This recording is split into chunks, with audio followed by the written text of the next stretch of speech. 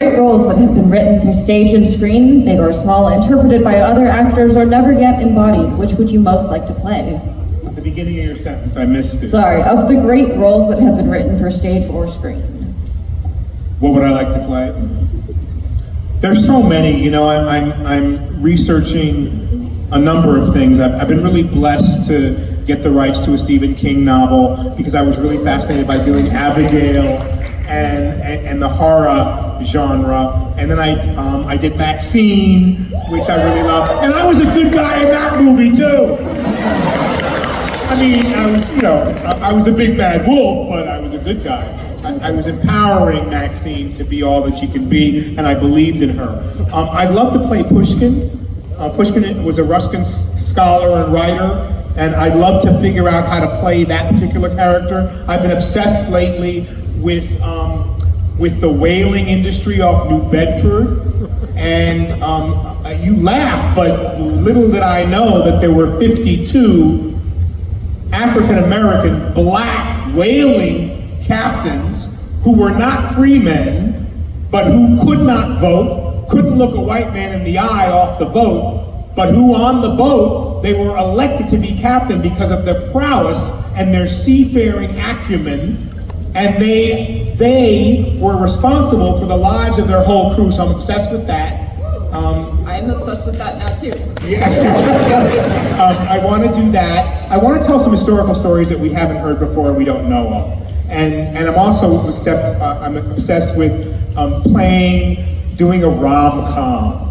I want to do a romantic movie. Come on. I want to do that as well. So there's a few things I haven't done that I'm still pursuing and working on developing those for myself and inviting those. So part of what I do in my life is I have an invitation practice, right? When do we sit down and go, what do I want? Like I said earlier, ask for what you want. Well, I want to invite it. I want to invite it to come to me.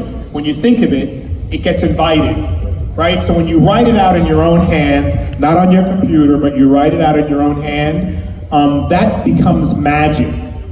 What you write becomes magic because it's from your spirit to the paper. And you make notes to yourself about things that you want, and believe me, if you start doing that and you think about that, what you do today determines your tomorrow. I have all these Giancarlo-isms in case if you don't know.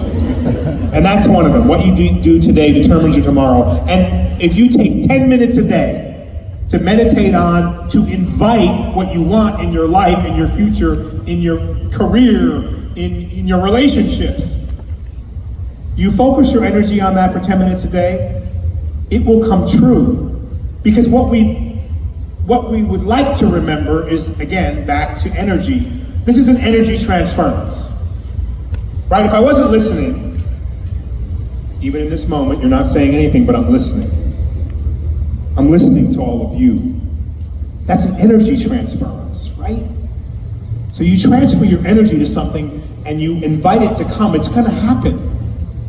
It really will happen, believe me. That's what I do in my life. All right, I'll give you a story, real quick. Another story, right? I start thinking about Lock, Stock, and Two Smoking Barrels. Yeah, baby. And I love that movie. And I'm thinking, Guy Ritchie. And I'm thinking, well, when am I ever gonna work with Guy Ritchie? And I'm thinking about it, it's gonna happen. I love what that guy does.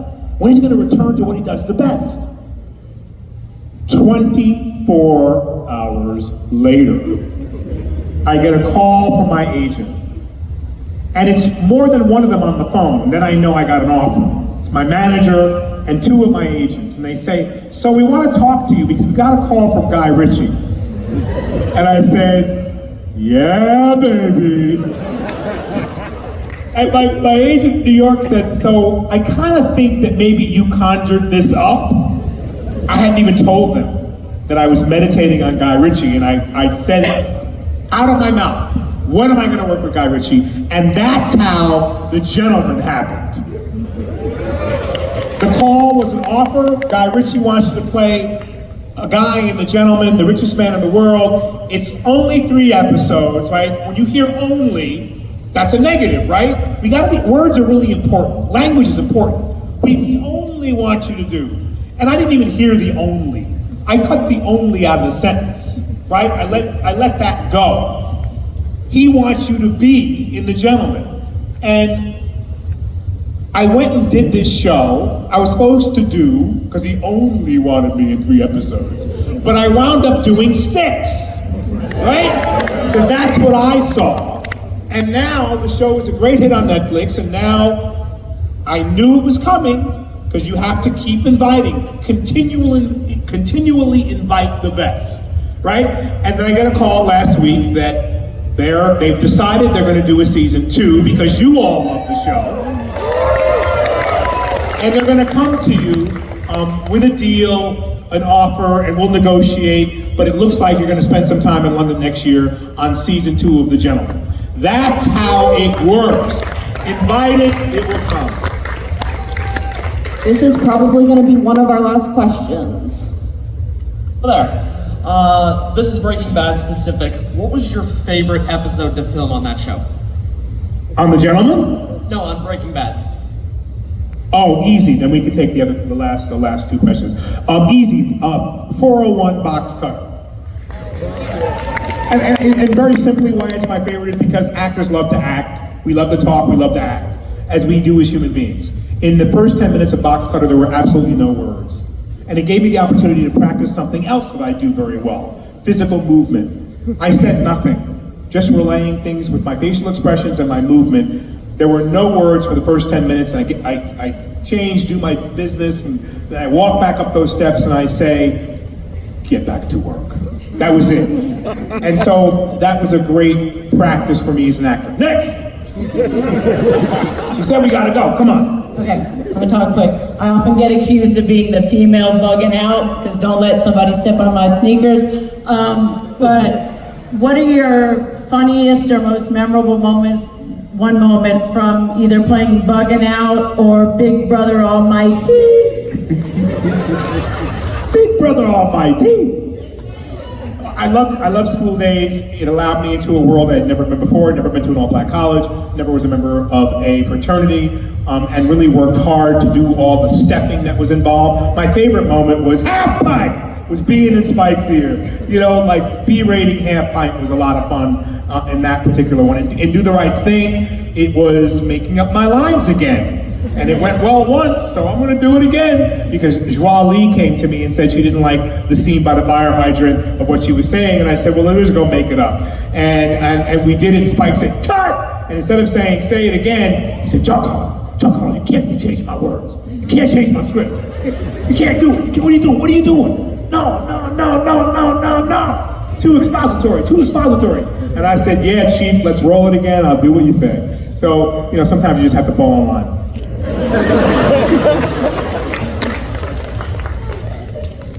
Are we at the last one? Step up. Step lively. Hello, can you hear me? I'll keep it short. I just wanted to shout out the movie Fresh, which I love, and it means something to me. I wonder, what does it mean to you? It's a very special movie. Boaz Yakim is an Israeli, grew up on a kibbutz in Israel, became a great writer, created The Punisher. I don't know if you know that about him. He lived in Brooklyn on the border of the African-American neighborhood. He has the meanest three-point jump shot I've ever seen. He played ball across the border from the Jewish side, and he had a story to tell. And that movie was very special for me because it really felt like he lived another life that he knew about. And so when we premiered that movie, someone got up and said, you know, how could you as a Jewish white boy tell the story of Fresh? And he started to speak, and I stood right up and I said, you know, they were berating him for telling a black story, because what do you know about that? And I said, you know, I stood up for him, and I said, what do you know about him? Like I'm trying to allow myself not to assume in my own life who you are. I want to allow myself to ask someone what their story is, right? And then to try to understand that. You know, it's very important for us to understand each other on a whole new level, especially with what's going on today. So Fresh was an important screening for me to stand up for Boaz, but it was an important film for me to understand human beings. And every film that I do, I allow myself a space of a new understanding about a different culture, a different people. And Boaz is special because that film has a universal message in many ways. And that means you've made a good movie. If people from across culturally can understand the journey of a character and really feel it. Matteo Garan, who did, what did he do, Sean? He did Italian filmmaker, Gomorrah, right?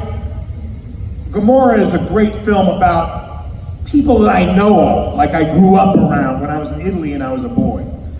And then he goes and makes a film called Il Capitano about Africans. That is an amazing freaking movie. And so who am I to tell Matteo Garan that, how do you know anything about Africa? He told the story of African immigrants trying to get away from their country. If you haven't seen this movie, you gotta see it. So creative artists we can tell stories that resemble our own, but that take place in a completely different culture. If we've asked the right questions, done the right research, and understand about how we're all connected as human beings. There's a connection that runs through all of us. So for me, it hurts my soul to see war in two different parts of the world because we human beings have stopped allowing themselves to understand each other. And because big corporations have extended themselves for it all to be about money and all to be about war creates arms that creates economy. There's another way for us to understand each other. And for all of you out there who are creative artists, for all of us, the responsibility is great because we are tasked with allowing the vision of love to come through, allowing the vision of connection to be what allows us to move forward and get excited about, allowing us to come together and not being divided by anything, politics, corporations, money, race, creed, color, religion, sex, right? Once we get this, we'll have a new world and we'll all be responsible for its upkeep.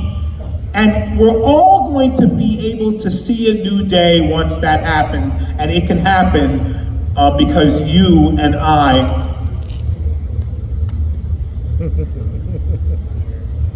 we attract it. We invite it. We invite ourselves to open our minds, to change our consciousness to something else. We agree to disagree when that has to be, but we're still listening to the other side of the story. Thank you so much, guys.